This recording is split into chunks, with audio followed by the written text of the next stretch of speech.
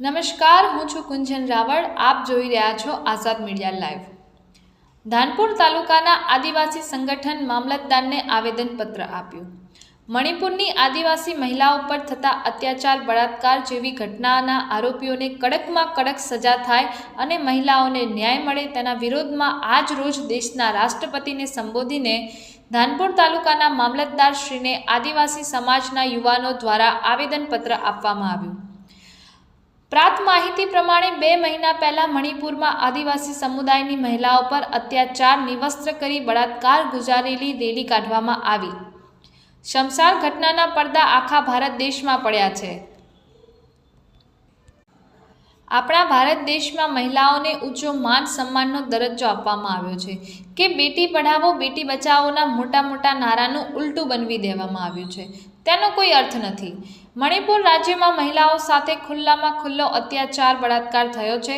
તે ઘટના મણિપુરમાં બની છે. તે આરોપીઓને કડકમાં કડક તાત્કાલિક ધોરણે સજા થાય તેનો વિરોધ પ્રદર્શન કરીને આજ રોજ ભારત દેશના રાષ્ટ્રપતિને સંબોધીને ધાનપુર તાલુકાના આગેવાનોએ ધાનપુર મામલતદારને આવેદનપત્ર આપવામાં આવ્યું.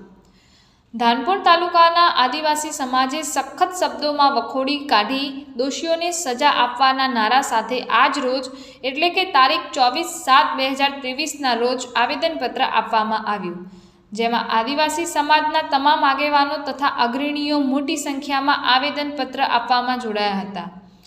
આજે મણિપુરની ઘટના છે તેવી જ ઘટના જો કદાચ ગુજરાતમાં બને અને આપણી મા દીકરીઓ પર આવો અત્યાચાર થાય તો એવું ઝાંકી લેવામાં નહીં તેવું ધાનપુરના તાલુકાના આદિવાસીઓના આગેવાનોએ જણાવ્યું હતું. રિપોર્ટર કલ્પેશ ચૌહાણ, આઝાદ મીડિયા લાઈવ, ધાનપુર. आदिवासी एक समान, एक तीर एक कमान, आदिवासी एक समान।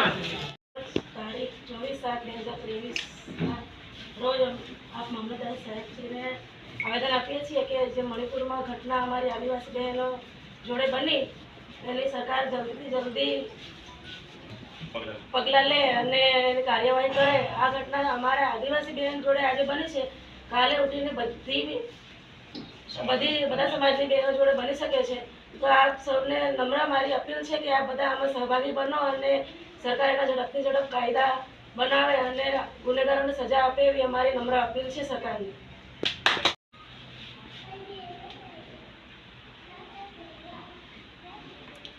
આદિવાસી પરિવારમાંથી જે મણિપુરની જે ઘટના ઘટી છે એના વિશે શું કહેવા માંગો છો તમે?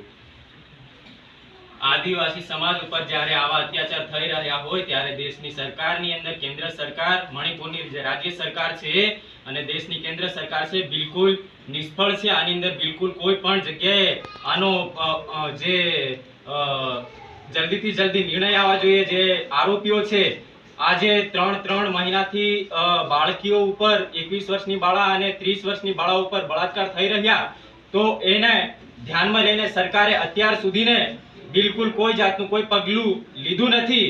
તો જલ્દીથી જલ્દી આરોપીઓને પકડીને એમને ફાંસીની સજા જલ્દી આપે એવી અમારી આદિવાસી પરિવાર થકી, સમાજ થકી ઉગ્ર માંગ છે. મામલતદાર કચેરી ખાતે જ્યારે યુસીસી કોડ અને જે બહેન દીકરીઓ પર જે અત્યાચાર થઈ રહ્યા છે આદિવાસીની દીકરીઓ ઉપર, તો એના અત્યાચાર અનુસંધાને અમે આજે જ્યારે આપણે ધાનપુર તાલુકાની અંદર મામલતદાર સાહેબને આવેદનપત્ર આપ્યું છે, તો એની અંદર અમે સરકારશ્રીને બસ એક જ અપીલ કરવા માંગીએ છીએ કે આવા આદિવાસીઓ પર અત્યાચારો ના થાય અને જ્યારે ત્યારે આવા અત્યાચારો થતા રહ્યા છે ત્યારે આદિવાસી સમાજનું એક લોહી ખૂન એ ઘોળી રહ્યું છે. એ અમે જાહેર નથી કરતા, પણ સમય આવશે ત્યારે અમે આવા અત્યાચારો થઈ રહ્યા છે તો અત્યાચારની વિરુદ્ધ અમે કડકમાં કડક સજા અને પગલાં અમે પણ લઈ શકીશું.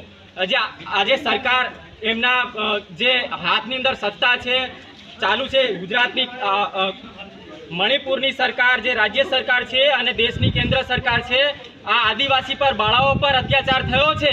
આજે 3 મહિનાઓથી 300 થી 400 થી 500 માણસો 1-2 છોકરીઓને બળાત્કાર કરે છે, ગેંગ રેપ કરે છે અને રસ્તા ઉપર નગ્ન નિર્વસ્ત્ર કરીને એમની રેલી કાઢે છે.